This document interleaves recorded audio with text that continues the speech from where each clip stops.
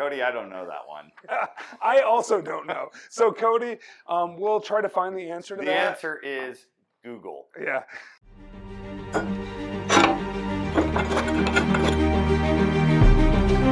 Welcome to the Old Fashioned Real Estate Show, where hosts Brian Levredge and Jeffrey Holst pour out old fashioned real estate advice.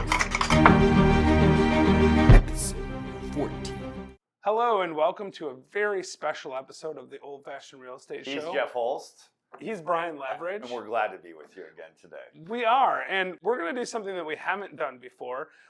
We've taken a number of questions from people on Facebook and Twitter, and some people have emailed me some questions from all over the country, and we're going to just answer them. Now, in fairness, I have seen the questions before.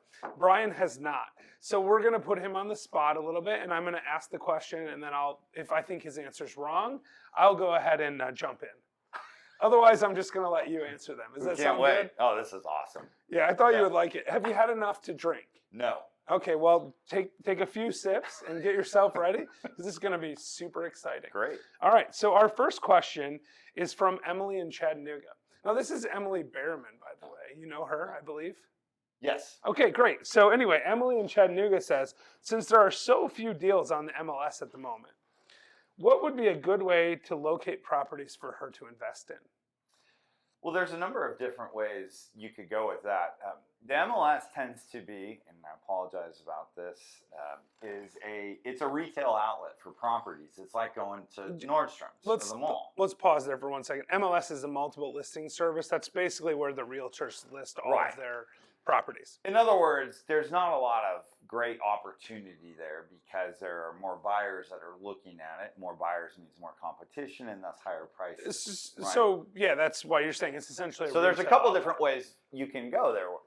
There are real estate wholesalers. Those are people that send out envelope, marketing ads, postcards, etc., and they attract potential sellers, and they're buying at a deep discount. And what they'll do is they will sell that equity, if you will, to their buyers. So that's one way of doing it.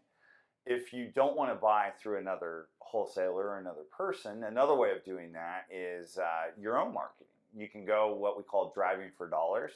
So you can essentially do what wholesalers are doing, right? That's what you're saying. Yeah, most wholesalers aren't actually going around and driving. Yeah, but if they're driving or if they're marketing, you can cut the doing direct mail, essentially you can cut them out by doing what they're doing to door find knocking is deals. a popular one. It's the most time consuming because you're covering the smallest geographical area, whereas driving for dollars, you're just driving individual neighborhoods within your farm area.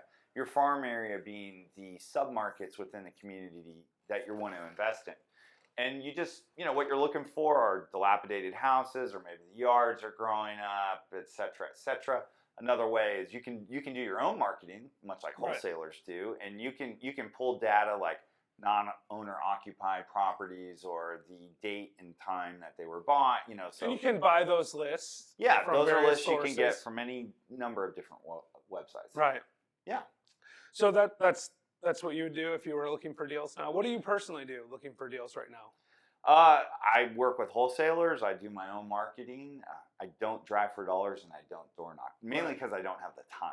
So, but one thought on that is, I think that doing things that other people aren't willing to do, like Brian doesn't have the time to do it. So if you're a new investor getting involved, doing things that Brian doesn't have the time to do is going to give you an opportunity to get deals that Brian can't get. Brian is looking for bird dogs, and bird dogs are people that will go things. and do those things. So if you're interested, reach out to us through That's right. Our website. And also, another side note on this is that a lot of times realtors will have sort of pocket listings that aren't on MLS. So and a pocket listing's what? That's essentially what I said. It's it's a deal it's that they have that's not listed. Right. Yeah. It's off market. Right, and those kind of deals are based on relationships. So if you make good relationships with local realtors, you have a good shot of finding it. So I think that's good for that one. So our next question comes from Jason up in Midland, Michigan. So Jason asks, what's better for an investor, a syndication or investing in a REIT or something like a REIT?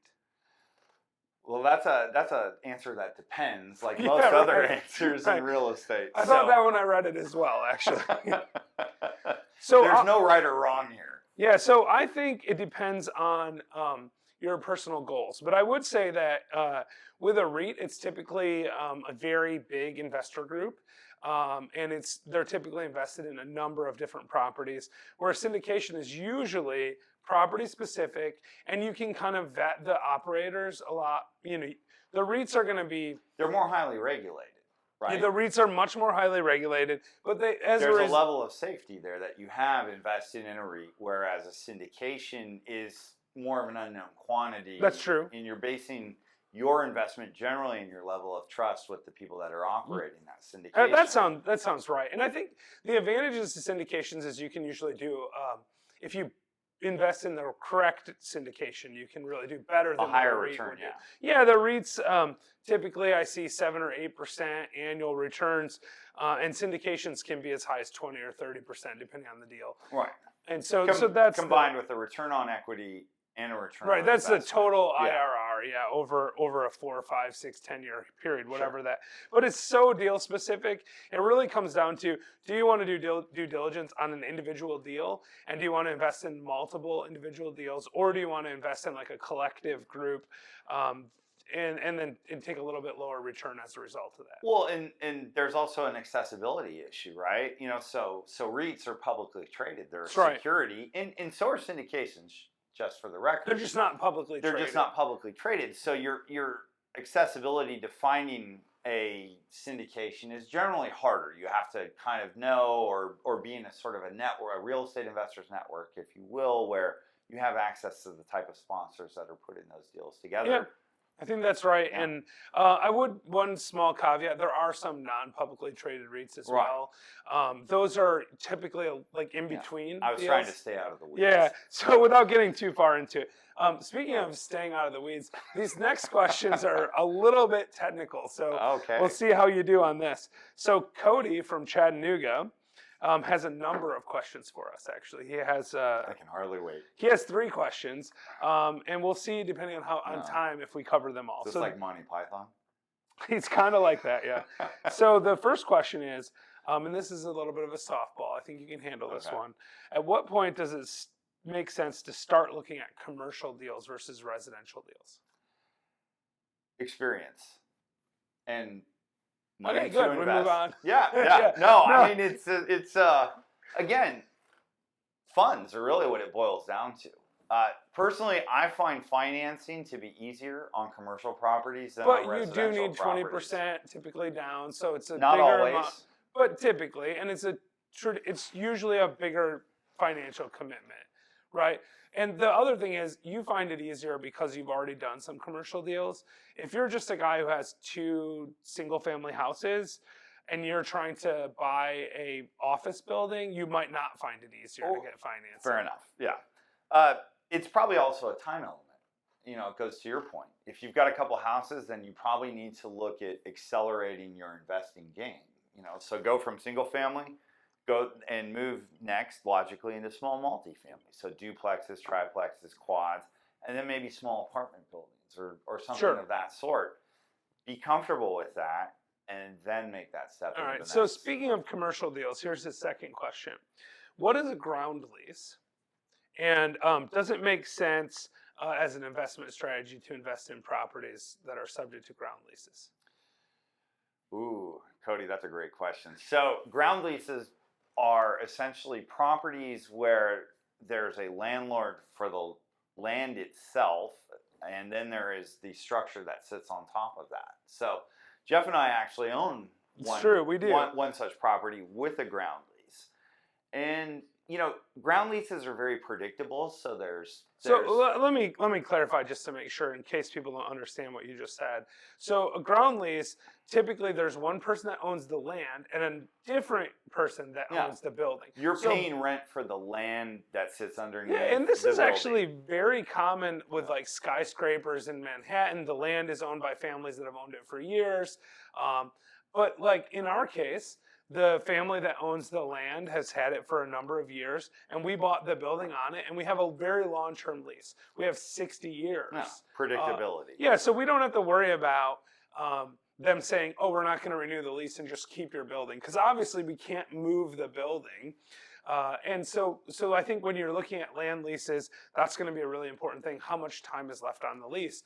I think I read that Trump Tower actually is subject to a land lease, like 40 more years or something like that. Right. So it's not an uncommon thing, but it is different. He asked a secondary question, which kind of confused me, to be honest. And are you feeling up to the secondary question on land Fire leases? away. All right. I do not know the answer to this, in full disclosure. Red. What's the difference? Yeah, blue, I think. So what's the difference between a subordinate and an unsubordinate land lease? Coty, I don't know that one. I also don't know. So Coty, we'll try to find the answer to The that. answer is Google. Yeah, that's right. So Dr. Google will help us with that. All right, so he has one last question, and I like this question. But I'm going to venture a guess on that one, actually. Okay, go ahead. just to Let's go hear back your to it. guess. So, subordinated and unsubordinated generally deals with lien position. So, That's right. what that would mean is that if you have a lender involved in a transaction and there's, say, a ground lease, would the ground lease subordinate to the lender's position on the property? I'm not saying it should or shouldn't. That's as good of a guess as I would have come up with. But it is just a guess. I have no idea if that's accurate. So, Coty, appreciate the question. We will try to cover that in a future episode when we've had time to study up on the issue. That's, in fact, you know what? We're going to take you out for an old fashioned, and we're going to have a conversation about that very topic. Okay, so thank you. That is the end of part 1.